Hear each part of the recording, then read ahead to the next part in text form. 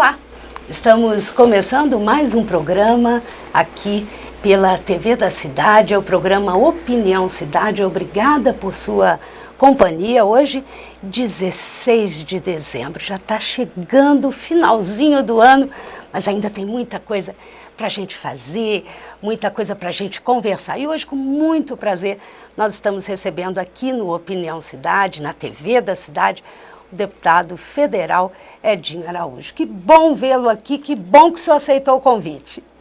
Muito obrigado, Marisa. Eu fico muito feliz também de poder voltar a esta casa, porque a TV comunitária eu tenho o maior apreço por ela. Você sabe que eu estava lá na Câmara nos anos 90, deve ter sido 95, 96 aproximadamente, quando nós votamos a instituição, a possibilidade da criação dessas televisões, que é o espaço da cidade. Aqui você pode debater ideias, traz a comunidade e, portanto, é um espaço muito importante que eu quero aqui felicitar, cumprimentando você, que é a minha velha e querida amiga de tantos anos, que continua sendo esta profissional tão competente, tão iluminada, e cumprimentar toda a direção aqui da TV Cidade. Me permita que na pessoa do Valdir Nonato, que está à frente dessa direção, e eu sei que não é fácil manter uma televisão comunitária, né, tendo em vista a competitividade, a concorrência que tem, mas este é o espaço importante da cidade, Renato, né? Espaço da cidade. E por isso eu quero felicitar e desejar a você e a toda a direção que continue ocupando esse espaço, porque isso só pode trazer fatos positivos. E aqui se debate, se encontra luz, propostas, soluções para uma cidade que é dinâmica, que a cada momento tem um fato novo, né? Com certeza. Deputado, olha, eu agradeço muito, peço um minutinho para o senhor, porque nós temos muita coisa para conversar com o deputado Edinho Araújo. Ele está lá no Congresso, mas está de olho aqui e está sempre atuando muito aqui pelas questões da cidade. Eu peço um minutinho para a gente ver as manchetes desse fim de semana. Vamos olhar aqui, vamos começar. Olha, o negócio está quente, hein? Sábado, bom dia, olha só, o jornal Bom Dia de sábado, juíza condena 11 vereadores por barganha de cargos. É isso mesmo, a justiça determina a perda da função pública de 5 vereadores e 6 ex-vereadores por causa da negociação de cargos em troca de votos para eleger, na época, o presidente da Câmara, Jorge Menezes, que é do DEM. Ele foi eleito presidente da Câmara em 2009. Está aqui, é claro que esses vereadores podem recorrer à decisão da Justiça lá em São Paulo. No domingo, o jornal Bom Dia, olha aqui, traz na capa a manchete que moradores se rebelam contra a alta do IPTU, já não era sem tempo. A gente comentou sobre isso aqui, porque falaram que ia ser um aumento de 25%, 30%, mas no Dama é 15%, no Solo Sagrado é 40%. Espera lá, né? E algumas instituições, como a CIRP, associações aqui de São José do Rio Preto, entraram na Justiça. Vai acontecer igual São Paulo, vai dar muita pano para manga ainda. Na segunda-feira, hoje, portanto, está aqui a manchete do Bom Dia, trazendo que ônibus atropela um jovem durante o temporal. Foi o temporal de sábado. O rapaz de 22 anos estava na entrada do terminal e vai parar na UTI. Moradores sofrem com a chuvarada que destruiu calçadas, esburacou avenidas e ilhou motoristas aqui nesse fim de semana. São Pedro derramou água, hein? Em São José do Rio Preto. O jornal Diário da Região traz na sua manchete de sábado o mesmo assunto. Está aqui, juíza caça mandato de 5 vereadores por barganha de cargos na Câmara. A juíza Tatiana Viana dos Santos, ela que é A juíza ela condenou Jorge Menezes, Paulo Paulera, Alessandra Trigo, Carlão dos Santos, José Carlos Marinho. São atuais vereadores por conta aí de trocar votos por cargos na eleição da mesa diretora da Câmara. Os 5, claro, poderão recorrer à perda do mandato sem deixar a Câmara. Outros 6 ex-parlamentares também foram condenados. Mas nós temos aqui e o jornal de domingo do Diário da Região. Está aqui, omissão que mata. E fala aqui, doação que salva. Essa omissão que mata é aquele acidente, olha só, desde janeiro, o trânsito de Rio Preto, gente, absurdo. Conforme disse o deputado, nós estamos com problema de cidade grande, deputado, hoje. 996 casos de omissão de socorro, média de 3 acidentes por dia. Crime previsto no Código de Trânsito Brasileiro, a falta de socorro pode ser determinante para a morte da vítima. Foi o que ocorreu com essa moça aqui, a bancária Janiária Bia Almeida, de 24 anos, que foi encontrada caída no viaduto Jordão Reis. Alguém passou. Olha que falta de coração, não é possível, de alma, não é possível. Esbarra na moto, a menina cai, ele vai embora, a menina está morta. Por quê? Ela caiu e bateu a cabeça, mesmo com o capacete, com tudo aqui.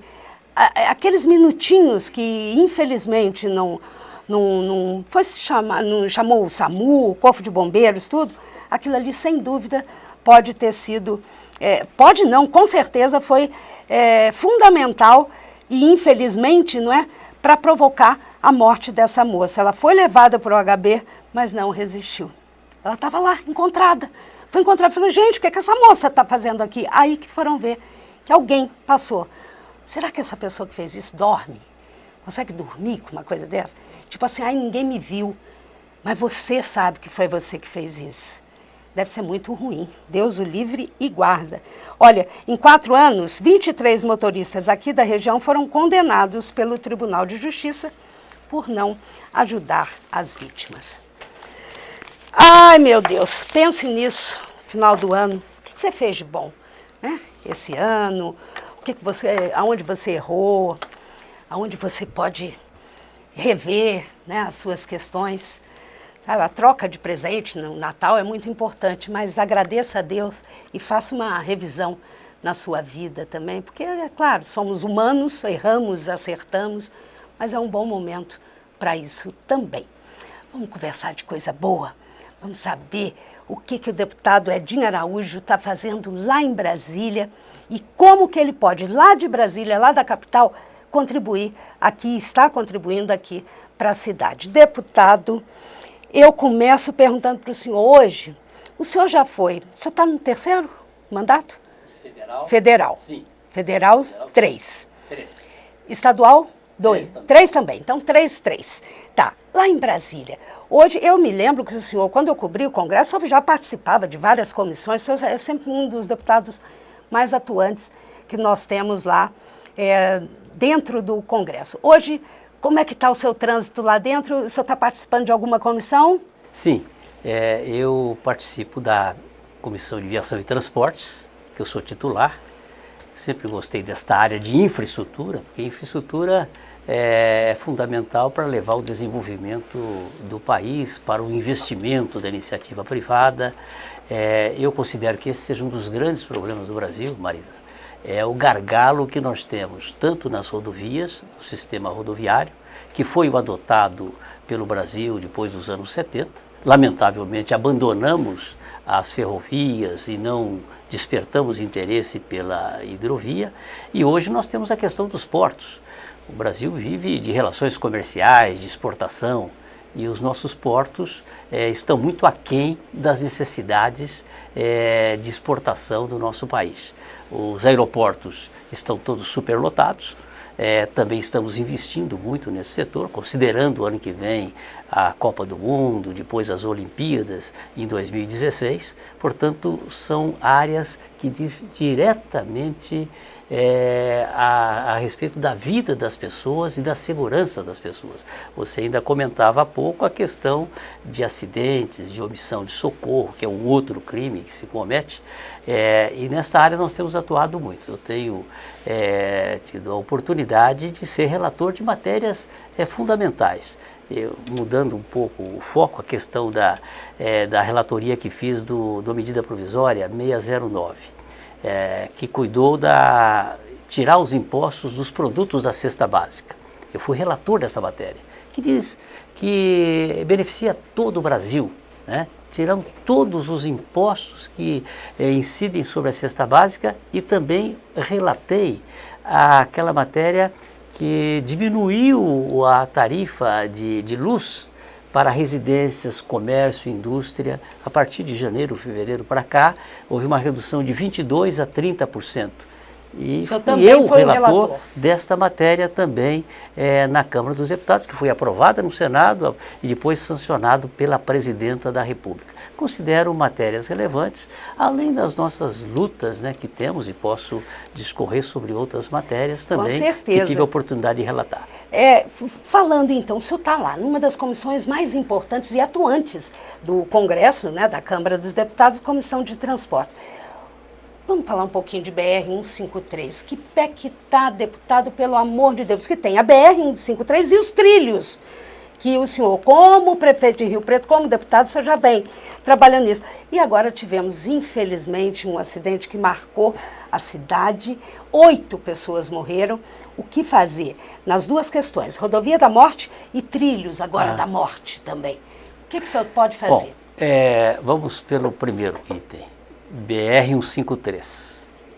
Posso garantir a você e a todos os telespectadores que a BR-153 terá o seu início de duplicação no trecho que nós estamos reivindicando no próximo ano, que está aí, 2014. Mas próximo ano quando, 2014, deputado? Logo no início. A licitação, Marisa, está estourando, está saindo.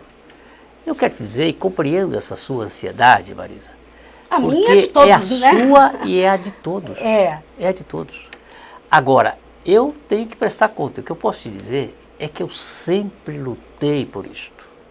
Sempre botei a BR-153 como prioridade. E vou dar alguns exemplos para vocês muito rapidamente. Lutei muito pela ponte rodoferroviária sobre o Rio Paraná e você sabe disso. Sabe quantos anos? Mais de 20 anos. Quase 30 anos lutei pela ponte rodoferroviária, porque entendia que era o caminho para trazer a produção do centro-oeste brasileiro, para diminuir, tirar os caminhões, tirar as carretas da rodovia. Essa rodovia, que nós vamos também abordar daqui a pouco, ela hoje é uma das ferrovias, essa ferrovia que provocou esse trágico acidente no dia 24 de novembro, naquele domingo à tarde, aqui em Rio Preto, é uma das ferrovias mais importantes hoje para trafegar, para levar a produção do centro-oeste brasileiro, trazendo do Mato Grosso soja, milho e outros grãos, e levando de Paulínia, aqui da produção, onde temos as nossas refinarias, o petróleo e o álcool. Portanto, ela é fundamental. Agora, a BR-153, ela será licitada por esses dias. Eu quero dizer a você que em nenhum momento eu deixei de cuidar desse assunto. A semana passada mesmo abordei o ministro dos Transportes, que estava lá na comissão com toda a sua assessoria. Tenho acionado o vice-presidente da República, Michel Temer. O que vai acontecer com a BR-153? Ela vai ser licitada com recursos do PAC, que foi uma grande luta. E claro, eu quero dizer que não é só minha, a luta teve participação de muitos outros agentes políticos, mas eu sempre lutei pela BR-153. Sempre lutei pela BR-153, já faz tempo. Quando teve aquela primeira duplicação de 2 quilômetros e 800 metros, isso nos anos 90, era governador o Mário Covas. Eu levei a ele o pedido para duplicar e houve uma sessão e foi duplicado através do governo de São Paulo, aquele primeiro trecho ali naquele trevo que vai para Olímpia. E aí a luta tem continuado, conseguimos melhorar com terceiras faixas, mas agora nós vamos duplicar 18 quilômetros Porque hoje a BR-153, ela divide a cidade. E há necessidade de construção de inúmeros viadutos, de inúmeras obras de arte para ligar os dois lados da nossa querida Rio Preto. Isso também vai acontecer. Então, o que eu posso dizer, e há necessidades em todo o Brasil, você vê que eu acompanho através desta comissão, e lá tem parlamentares de todos os estados, de todas as regiões. A situação que vivem as nossas rodovias em outras regiões do país. É lamentável. É verdade. Ainda há pouco nós estamos aí, já praticamente inaugurada, a SP-320, que vai de Mirassol até a ponte rodoferroviária. Não sei quem tem passado, se você tem passado por ali. Eu vou lá, eu vou muito a Santa Fé, Pereira Barra. Só faltam dois pontos ali. Falta em Jales e em Votuporanga. Isso. Praticamente 180 quilômetros de rodovia duplicada. O estado de São Paulo é outra história, né? Você sai, portanto, da ponte e vai a São Paulo, vai ao Rio de Janeiro, vai a Santos, tudo com pista duplicada. E estamos melhorando também aqui a Feliciano Salles Cunha, daqui até Olímpia também está em processo de duplicação em alguns trechos. Portanto, nós temos trabalhado por todo o conjunto, sempre levando essa preocupação em nome do povo de Rio Preto e da região. Então, para tranquilizá-lo, é claro que você pode se desesperar, a população pode perder a paciência, não acreditar mais. Agora, a nós líderes, a mim como representante do povo de Rio Preto da região, eu devo lutar sempre. Lutar até conseguir. E é assim que eu faço. Agora, a BR-153. E depois, com relação à ferrovia. A ferrovia, não sei se você sabe, tem uma outra ferrovia que é a Ferronorte, Norte-Sul. Ela sai de Tocantins. Tocantins, corta Minas Gerais e vai chegar aqui em Estrela do Oeste. Aqui a 150 quilômetros de São José do Rio Preto. Portanto, ela vai cruzar com a ferrovia, com a Ferroban, que vai de Porto de Santos, passando aqui por Rio Preto, vai até Rondonópolis. Hoje eu estive há 2 meses atrás, lá em Rondonópolis, onde foi inaugurado o terminal desta ferrovia que passa por aqui. Porque a partir da ponte rodoferroviária, ela é toda nova, a malha ferroviária. Ferroviária lá? A malha ferroviária, toda com essa bitola larga de 1,6, porque foi uma luta. Essa ferrovia só passa por aqui hoje porque nós lutamos tendo em vista esse trajeto da ponte rodoferroviária, que era um projeto traçado por Euclides da Cunha, que escreveu no início do século, e eu persegui isso, porque senão nós estaríamos isolados, porque queriam levar via Ribeirão Preto. Agora, o que eu não admito é que esta ferrovia não tenha segurança. O que a população não aceita é a insegurança, são os dormentes podres, é a falta de fiscalização. Isso nós temos que fiscalizar e punir rigorosamente, o senhor como exemplarmente. Deputado... E eu tenho brigado por isso. Agora, eu faço aquilo que me cabe. O que o parlamentar tem? Ele tem a voz, a tribuna, o voto e a liberdade para criticar a quem deva, tá certo? E aí nós temos que criticar a LL, tá certo? E a LL tem que responder, porque não pode continuar essa situação de segurança. Então, quero dizer para você, com a ferrovia Norte-Sul desembocando em Estrela do Oeste, vai aumentar ainda mais o tráfego hoje. Hoje você sabe quantos comboios passam aqui para o São José do Rio Preto? 8 que vêm de Santos para o interior do Brasil, 8 outros comboios que saem lá de Rondonópolis, passando por Rio Preto e vai até o Porto de Santos. Significa cada comboio você tira mais de 300 caminhões da pista, para você ter uma ideia, muito mais de 300, falo até em 500 caminhões cada comboio que passa. Então é importante porque barateia o preço da soja, o transporte ferroviário é muito mais econômico. Agora o que nós precisamos, e comecei já a debater esse assunto, se vai aumentar o tráfego e nós precisamos cuidar da segurança das pessoas e das famílias que moram nas imediações, nós temos que pensar na duplicação desta ferrovia. Este é o grande desafio que eu também quero enfrentar. Nós precisamos duplicar e mudar o contorno, mudar o trajeto, tirar do centro da cidade. Por quê? Porque isso transporta a riqueza. Nós temos o BNDES aí que financiam empresas e mais empresas e depois fica sócio, as empresas quebram e o cidadão fica com esses recursos, tá certo? E o governo paga a conta e quem paga a conta é o povo. O senhor como prefeito brigava por isso já? Pela retirada, né? Sempre lutei por isso e fiz inúmeros projetos também no sentido de facilitar com viadutos. Deixei muitos projetos prontos, porque o que não pode é ter a passagem nível. A passagem nível. E nós estamos nesse processo de evolução. Considero a ferrovia importante, mas ela não pode ser feita à custa de vidas. E, portanto, tem que ter fiscalização do município, do Estado, da empresa que é a concessionária e da própria também, ANTT, né? Que é a Agência Nacional de Transportes Terrestres e o Ministério como um todo. Portanto, levei ao conhecimento imediatamente da Presidência da República, tá certo? Falei com o ministro Gilberto Carvalho imediatamente sobre o que estava acontecendo aqui, o estado de pânico que estava a cidade, tendo em vista esse lamentável acidente, e nós precisamos buscar as soluções. Então, o que nos cabe como liderança e todos unidos, eu acho que a cidade tem que se unir sempre em torno dos grandes temas, como vocês aqui divulgando e debatendo esses assuntos todos. Eu considero que nós temos que, é inevitável, lutarmos pela duplicação da ferrovia, e eu sonho ainda, mas eu que já andei de trem, sonho ainda que nós possamos um dia ter o transporte de passageiros, de novo, eu também. Voltarmos a termos trem, como a gente vê em todo o mundo, um país continental como o Brasil, é preciso ter o transporte ferroviário também como uma opção de transportes. Com certeza, nossa, é fantástico. Agora, deputado, uma outra atuação do senhor lá também é a criação. Na verdade, o senhor participou, votou, né, a favor de criação de novas regras para os partidos políticos. Porque, já temos 32, 34 partidos. 32 partidos com registro, 32 partidos com registro no Tribunal Superior Eleitoral. Mais de 20 com assento na Câmara dos Deputados. Esse é um assunto seríssimo, você coloca.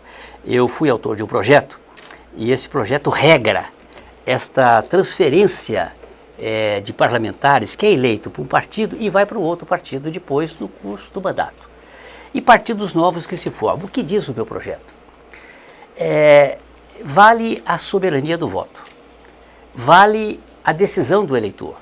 Qual é o tamanho de um partido? Como é que se mede o tamanho de um partido hoje? Se mede pelo número de parlamentares que tem. Como é que mede os recursos que tem um partido? Pelos votos, pelo número de votos que tem o partido para a Câmara dos Deputados. Então, o meu projeto de lei é muito simples, altera apenas artigos da lei dos partidos políticos e das eleições. Não foi, foi sancionado, aprovado pela Câmara dos Deputados, sem nenhuma alteração, com uma pequena alteração, e aprovado integralmente pelo Senado e sancionado pela Presidenta da República. Agora fica mais difícil? Então, a partir de agora, não impede que se formem partidos. Longe disso, não tem nenhum objetivo, porque eu acho que a sociedade tem que se manifestar através dos partidos. Às vezes me perguntam, mas é muito partido no Brasil.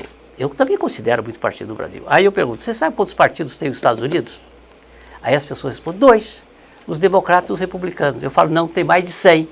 É verdade. Tem mais de 100 partidos nos Estados Unidos. Esses dois são os maiores, né? São os dois maiores que estão sempre na disputa da presidência da República. Eu acho que no Brasil, se você tendo 4, 5 partidos, um de esquerda, outro de direita, hoje esquerda e direita, hoje isso não está mais em discussão. O que se discute hoje, Marisa, é democracia eficiente. Porque se há algo que o Brasil tem para exportar, para dizer para o mundo, nós temos liberdade de imprensa, nós temos democracia. Lá tem poder judiciário, e no Brasil tem poder executivo, judiciário, legislativo, né?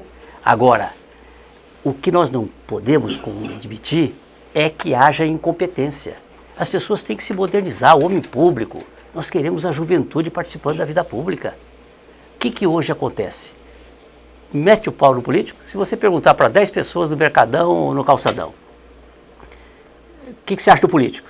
Ah, ladrão, não presta, vagabundo, só vê o seu interesse pessoal. Pergunta para 10 outras pessoas que têm problema. Quem é que pode resolver esse problema? Ah, o político. Ou é o vereador, ou é o prefeito, ou são os deputados, ou é o governador, ou é o presidente da República.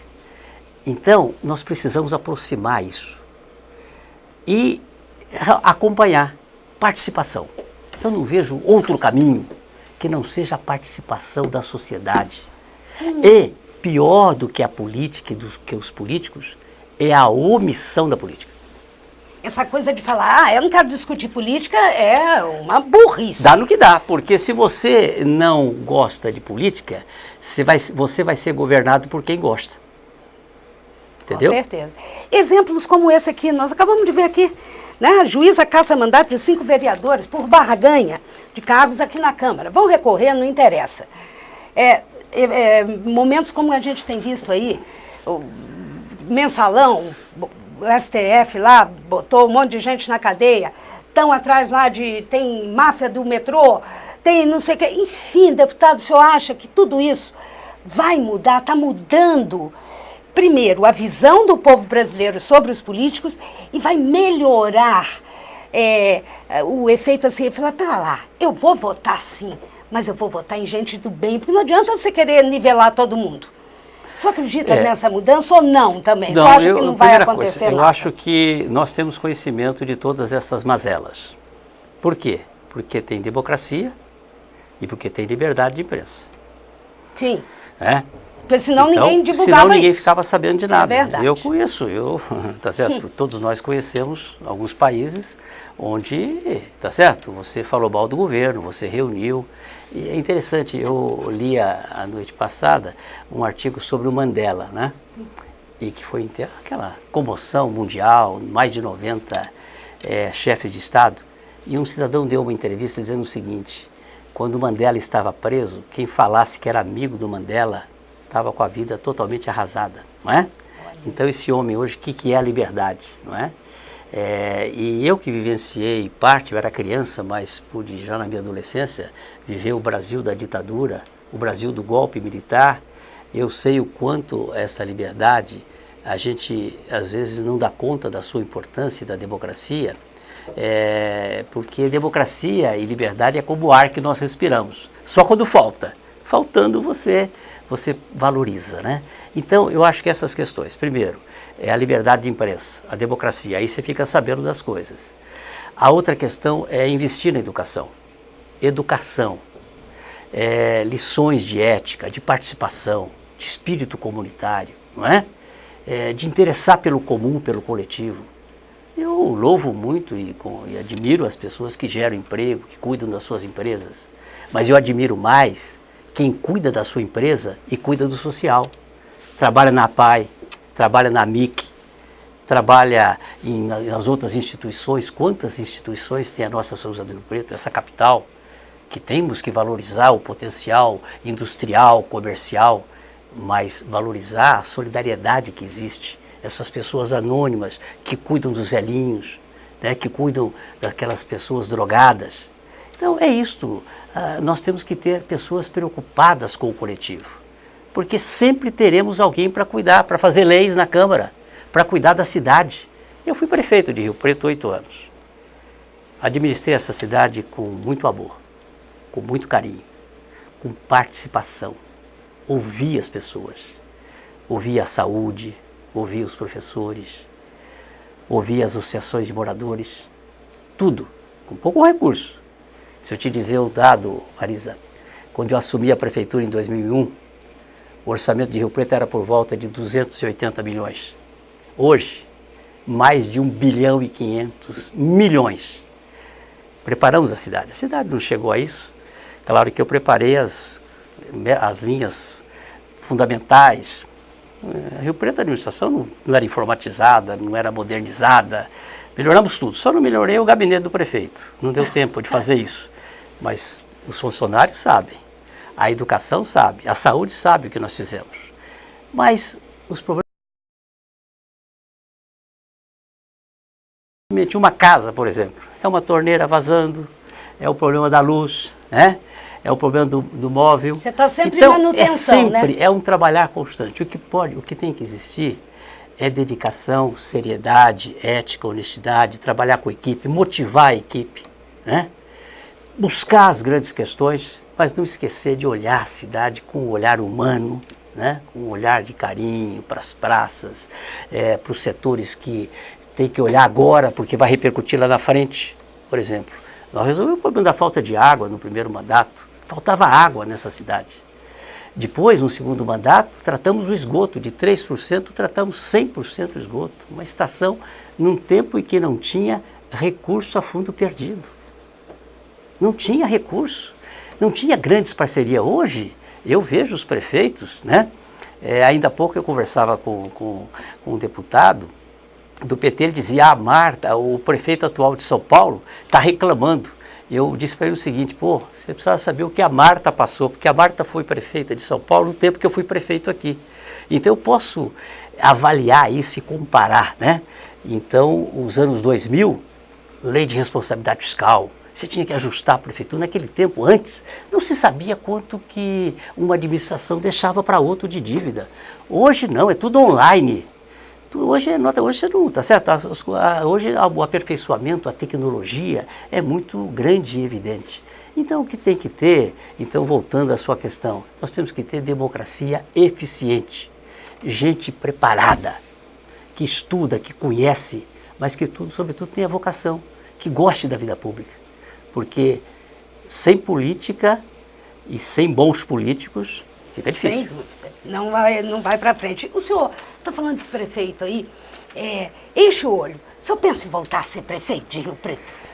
Bom, eu acho que o pessoal me perguntam muito por onde ando, especialmente em Brasília, qual que é a diferença, né, entre ser deputado e ser prefeito, né? O senhor já foi estadual, federal e prefeito? Eu tenho 14 anos, fui prefeito de Santa Fé com quase 6 anos. Aqui 8 anos.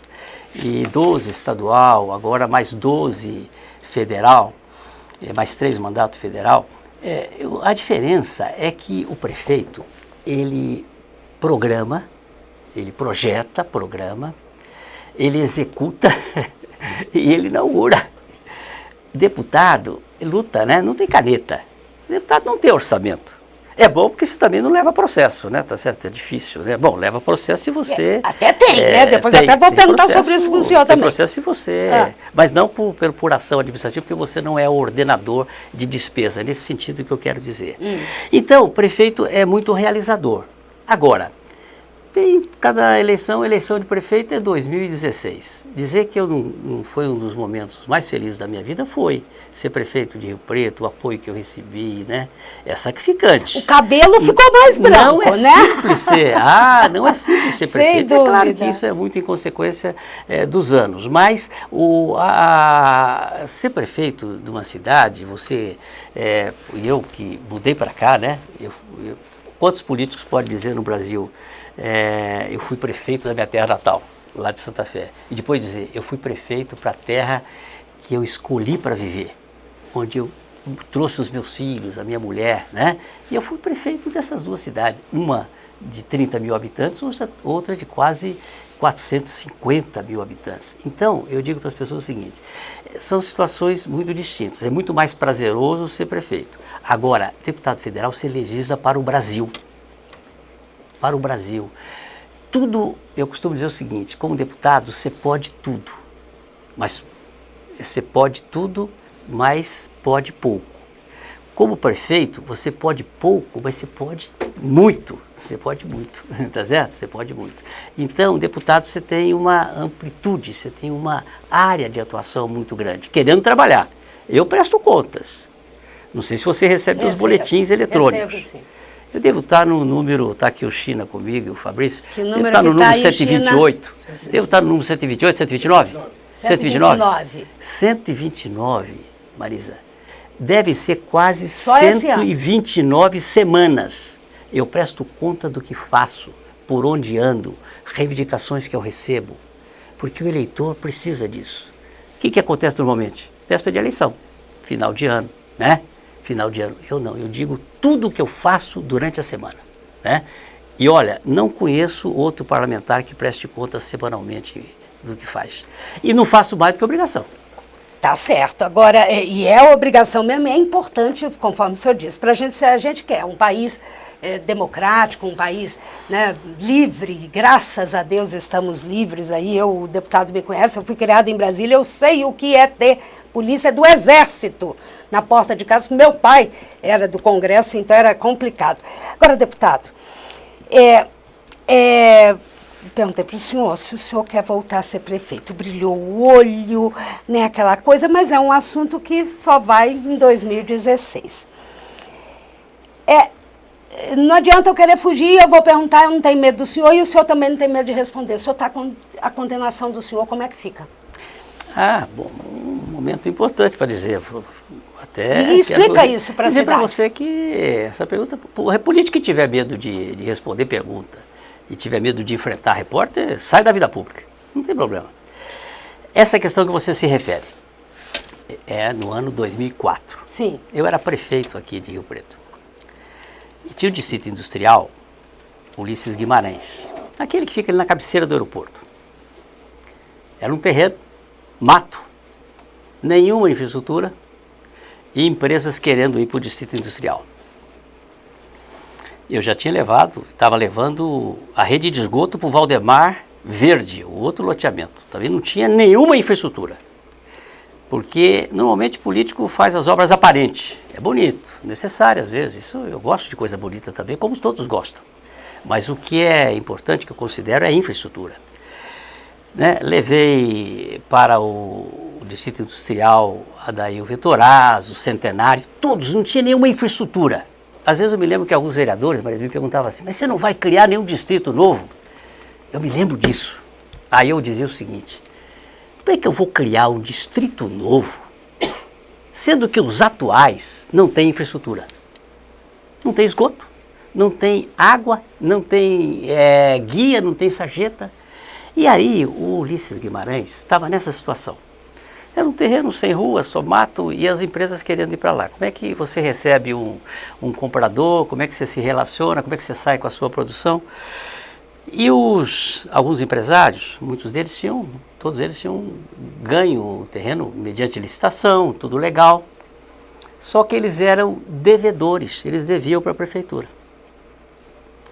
Eles deviam para a prefeitura e queriam a melhoria, que era a responsabilidade da administração. Levar acesso. Apesar não tinha acesso ali deverem. com a marginal da Washington Luiz, nem a marginal ali do distrito, na cabeceira ali do aeroporto. E aí eles fizeram uma associação e propuseram, falaram, olha, nós devemos para a prefeitura. Nós fazemos as obras que a prefeitura tem que fazer, que é a responsabilidade dela fazer, e ela nos quita. Tá vendo? Aí eu falei, bom, se tiver legalidade, trouxeram o assunto a mim. Eu falei, olha, faço uma equipe, reuni uma equipe da administração, jurídico, planejamento, dívida ativa, obras. Sim. Vamos fazer um projeto de lei. Encaminhei um projeto de lei para a Câmara. A Câmara autorizou o projeto de lei. E íamos fazer essa questão, a empresa realizando a obra mediante preço de uma concorrência à vida pela prefeitura. Não foi um preço qualquer. Então, bom, realizamos a obra, bom para as empresas, bom para a geração de empregos, bom para a cidade, nenhum prejuízo para a prefeitura, ninguém se locupletou, prefeito não roubou, prefeito não levou vantagem, foi bom para a cidade, né? Bom, aí o Ministério Público denuncia, o juiz de Rio Preto deu como bom, como perfeito ato jurídico e administrativo. Aí eu deixo a prefeitura em 2008, foi 2 mandatos. Não levo para casa o departamento jurídico, não tenho, sou pessoa, aí passo a ser pessoa física. Não levo o arquivo da prefeitura e, como a ação tínhamos ganho, a orientação do advogado era que esse caso tinha sido decidido reiteradamente, nessa linha, né, nessa linha que era, não tinha dolo, não tinha ninguém se Em 2004. Em 2004 e outras situações semelhantes a essa também tinham sido julgadas nessa direção favorável à prefeitura, portanto que não me punia. Na época, Aí há uma decisão, há um ano atrás, revendo a decisão aqui de Rio Preto. Você vê, é uma coisa, por isso que precisa analisar. Eu resolvi o problema, né? Fiz uma coisa objetiva, com criatividade, como tudo que fiz. Se eu não tivesse tido criatividade, Marisa, eu não teria feito quase nada, porque não tinha dinheiro. Não tinha dinheiro público, não tinha convênios, como tem hoje. Como hoje nós votamos Minha Casa Minha Vida. Hoje se constrói casa por quê? Porque nós votamos, tem leis. Então temos recursos para isso, né? Recursos para financiamento para água, para esgoto. Naquele tempo não tinha recurso. Eu tive que fazer financiamento. O tratamento de esgoto e tudo que fizemos, investimento na água e no esgoto, foi com financiamento. Por quê? Porque eu estava com as finanças em ordem. Então aí, o tribunal, voltando à questão, ganhei aqui 1-0 para mim, 1-0 para a prefeitura. Aí, lá, o colegiado de 3, um relata, os 2 outros votam de acordo, anularam, passa a valer a decisão do colegiado. Como há uma decisão de colegiado, você fica inelegível, que é uma decisão. Então está 1-1. O que eu estou fazendo? Recorrendo para Brasília. Creio na justiça. Porque todos sabem, e aqui eu quero dizer assim, olhando no olho dos empresários, de todo mundo, se algum dia eu deixei de defender o interesse público. Você não vai encontrar o Edinho sempre. Por isso que até que não gostavam muito de mim. Hoje, tá certo? O Edinho e tal, né? Hoje as pessoas querem saber se eu vou voltar. Alguns falam assim, ruim com você, pior sem você. Acho que isso isso não me cativa, não. Eu quero só dizer para você que eu fui um prefeito sério, honesto. E foi um tempo de muitas conquistas, né? Para a cidade, para a região. E sempre coloquei Rio Preto. Rio Preto tem obrigação, porque Rio Preto é líder. Às vezes eu ouço notícias, região, eu fico muito triste, Marisa, eu confesso a você, fico muito triste. Eu ouço notícias que as praças estão abandonadas, que está faltando água. Fico muito triste. Lamento profundamente. Como é que não tenha planejamento, essa coisa de falta de água. Eu fico pensando, será que esse pessoal está pensando em conceder, em privatizar esse setor? Privatizar o SEMAI? Eu fico muito preocupado, porque estão sucateando o setor. Tem que investir. E aquilo que eu disse a você, quando eu assumi a prefeitura em 2001, 280 milhões de orçamento. Hoje, se você somar todo o orçamento da prefeitura com o SEMAI, com as autarquias todas, dá 1 milhão mais de 1 bilhão e 500 milhões de reais, não é? Então, é isso. A cidade precisa estar vigilante sempre, participativa, acompanhar a vida dos parlamentares, municipal, estadual, federal, cobrar deles. Daqui a pouquinho a gente vai falar. E vocês da TV Cidade, eu tenho certeza. Nessa linha. Aliás, vamos falar sobre isso. Vou fazer um intervalo rapidinho. A gente volta, porque eu vou querer saber, da boca do deputado Edinho Araújo, como é que está, na visão dele, esses escândalos todos que a gente está vendo isso, todo dia está aqui. Independente, Rio Preto é grande e tudo chega aqui. Nós temos aqui. Esse assunto circula e circula na boca do Rio Pretense também. Eu volto já e estou esperando você.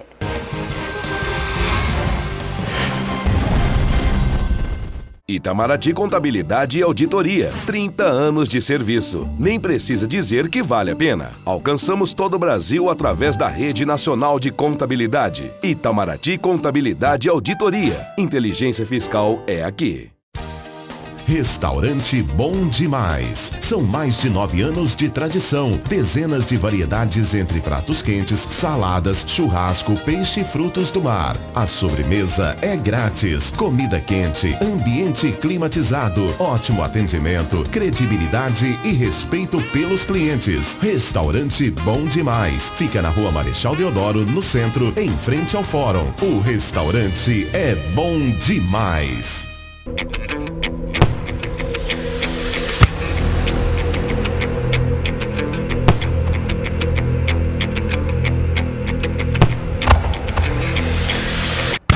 A TV da cidade deseja que o verdadeiro espírito do Natal se espalhe por todos os dias do ano, na construção de uma sociedade mais justa, fraterna e solidária, para que tenhamos todos um feliz ano novo.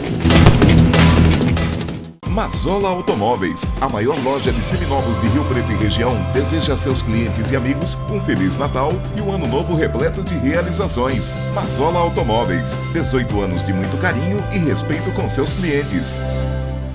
A Filadélfia está transformada e já começou a segunda etapa da maior obra anti-enchente da história de Rio Preto. Na José Muniz Juscelino serão 26 reservatórios para a retenção das águas das chuvas. Olha aqui no Vivendas, além de conter a chuva, vamos ter pista de caminhada e ciclovia. A Juscelino também ficará toda reformada.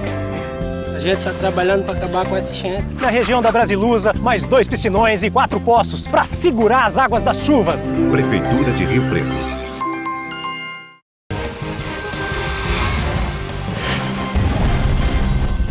Estamos de volta aqui com o Opinião Cidade, hoje recebendo com muito prazer o deputado Edinho Araújo. Deputado que tem 3 mandatos de deputado estadual, está no 3º mandato de deputado federal, foi prefeito de Santa Fé do Sul, foi prefeito durante 8 anos aqui em São José do Rio Preto.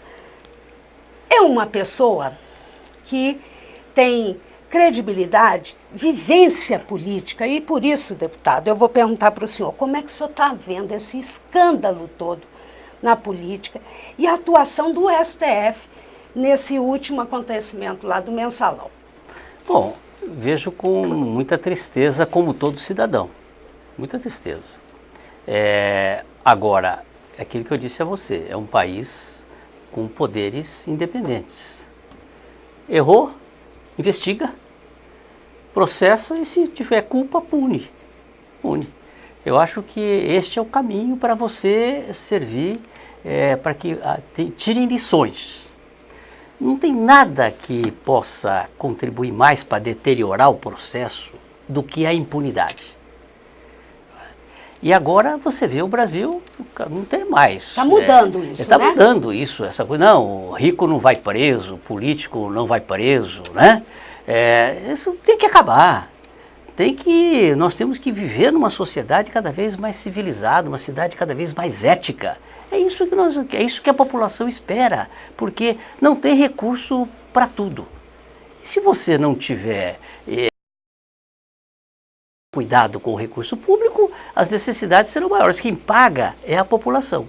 Então eu vejo com tristeza, porque isso é lamentável, mas ao mesmo tempo com esperança de que nós possamos viver um Brasil melhor e que se tirem lições, os partidos políticos, tá certo, os homens públicos, né?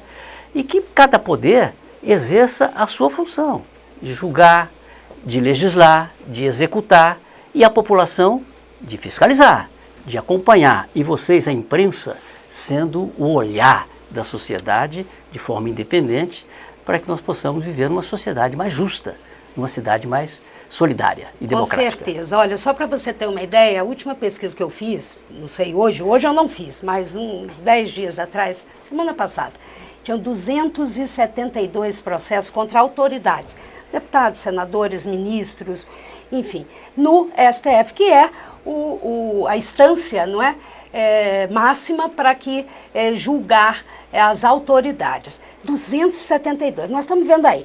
Um dia é máfia, né? Tem a máfia do asfalto, tem a barganha na Câmara, tem o Mensalão, aí tem lá em Minas, aí tem não sei o que, a máfia do metrô. Gente, meu Deus do céu, pelo amor de Deus. Deputado, eu acho que tudo isso, junto, misturado, o senhor já falou, errou, tem que ir para a cadeia. Muda, vai ser uma eleição mais difícil de 2014? Eu percebo que o eleitor não está muito ligado nisso, não se preocupa. Agora, eu acho, como eu disse de início, que nós precisamos ter o acompanhamento. Se a sociedade cada vez mais se distanciar, não vai votar, né? O voto é obrigatório, ele não vai, ele justifica. Quem é que vai ocupar esses cargos, né? Se você não ele lavar a participa e não mão, fiscaliza, se você lavar as mãos, eu não creio que fique melhor, muito pior. Então, a receita que eu dou é a juventude participar da vida pública, ter regras iguais. Não pode um processo onde você é candidato, eu sou candidato, e o terceiro, e aí vai ganhar não quem tem melhores propostas, não quem tem currículo, não quem tem idoneidade, mas quem tenha mais recursos, né? Isso é uma coisa inadmissível. Que você vê hoje, uma campanha de prefeito, quanto custa o programa de televisão? Quase 50% é o programa de televisão. Financiamento E quanto público. melhores profissionais, ele leva aquela imagem, tá certo? Né, como se fosse vender sabonete, né? E aí, tá certo? É fruto de um marqueteiro. O que tem que ter é olho no olho, é o eleitor no contato, e procurar dizer aquilo que pensa, olhar o seu currículo, né? Tá certo? E nós temos que continuar tendo expectativa e esperança. Nós não podemos perder a esperança de que a nossa cidade tem que ser melhor, de que nós temos que votar no melhor e que o homem público, ele tem que ser exemplo, ele tem que ser exemplo. Agora, não vejo condição se a juventude não se interessasse, as mulheres. Há uma evolução. Olha quantas mulheres nós tínhamos na Câmara dos Deputados. Hoje nós estamos num processo oferecendo vagas, oferecendo cotas. É preciso que a mulher venha participar e com a sua sensibilidade, né, tá certo? Que é sempre muito importante. E viver realmente com uma nova cultura. Nós temos que buscar uma nova cultura para a vida pública brasileira. O Congresso está discutindo reforma, mini-reforma, aprova aqui, aprova de lá, mas ainda o grosso mesmo ainda não fez. Financiamento público de campanha, o que você acha? Bom, eu sou favorável, é difícil de explicar isso, financiamento público. O pessoal fala, pô, mas vai financiar campanha faltando dinheiro para saúde, para educação? Então o que eu acho? O seguinte, eu acho muito difícil isso, mas vamos ter a participação pequena. O que não pode é o político se eleger e ficar devendo para a empresa. E depois aí ele fica refém da empresa o resto da sua vida. Quem paga isso, assim, as obras ficam mais caras, porque quem paga isso é a população. É isso que a população tem que despertar. E para isso é só muita consciência política, muito olhar crítico, muita politização. Nós precisamos voltar a politizar o processo. Isso é fundamental para uma vida melhor. Com certeza. E olha, o que o deputado falou, depois a gente não sabe. É o resultado, hoje, o que a gente está vendo. É a máfia do asfalto. É por isso. É a máfia do metrô, é por isso. É a máfia, sabe Deus, é por isso. O mensalão, é tudo. É impressionante. Porque você vai, depois que o empresário te deu o dinheiro, e não é pouco, aí você vai. E aí tem lá, né? O empresário se sente no direito de ganhar a obra. Aí ele vai no prefeito, no deputado, enfim, no político, no presidente, ou nos assessores diretos de todos os níveis, fala assim, mas a empresa tal contribuiu. A empresa Y fez tal coisa. Aí foi o que o deputado falou, vira refém. Pensa nisso. Deputado, rapidamente, nós temos 1 minuto para acabar.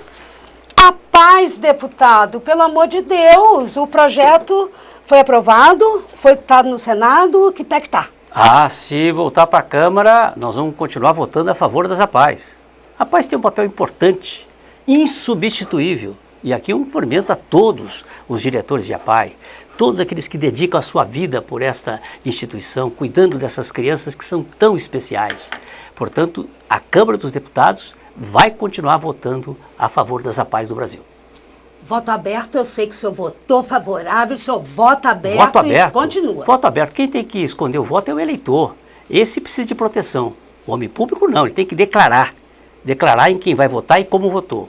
Eu acho que isto são fases deste processo, que eu espero que cada vez mais nós possamos viver uma democracia mais transparente, uma democracia mais aberta e nós possamos escolher bons políticos.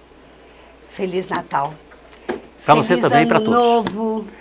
Eu tenho certeza que nós vamos ter um ano mais igual, um ano mais, melhor, onde as pessoas acreditem, não perca, conforme o senhor disse, a esperança de um Brasil melhor. É verdade, é verdade. Marisa, para você, para todos os telespectadores, um Santo Natal. que o menino Jesus possa estar presente em todos os lares, que o Espírito de Jesus, de solidariedade, de perdão, que nós possamos nos confraternizarmos.